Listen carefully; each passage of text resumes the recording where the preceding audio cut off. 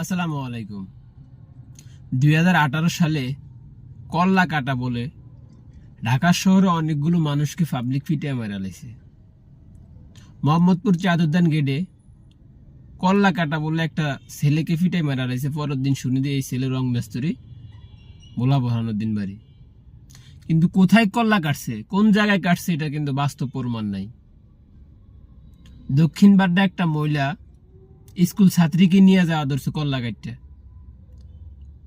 Public শুরুটা দিছে, ওই মহিলাকে ফিটে মেরা লাইছে।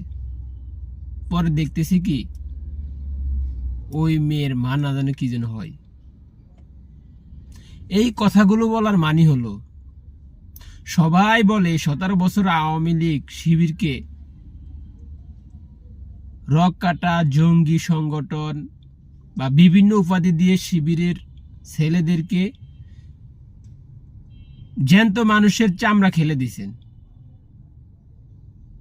হাজার হাজার মানুষকে আয়নাঘরে বন্দি রাখছেন, হাজার হাজার মানুষকে গুম করছেন।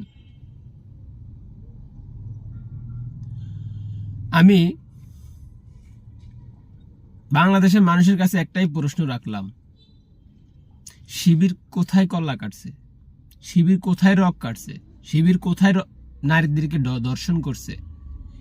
একটা প্রমাণ দেন, তাহলে আমি আজ থেকে শিবিরের পক্ষ নিয়ে কথা বলা ছেড়ে দিব। আওয়ামী লীগ, বিএনপিকে, জামাতকে, সবাইকে শিবির বানিয়ে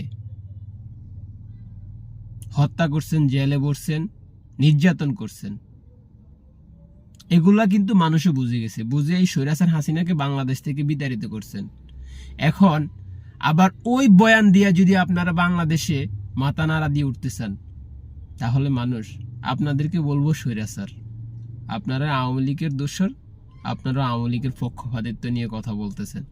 বাংলাদেশের মানুষ সজাগ আছে, আপনাদেরকেও কিন্তু বাংলাদেশে রাখবে না।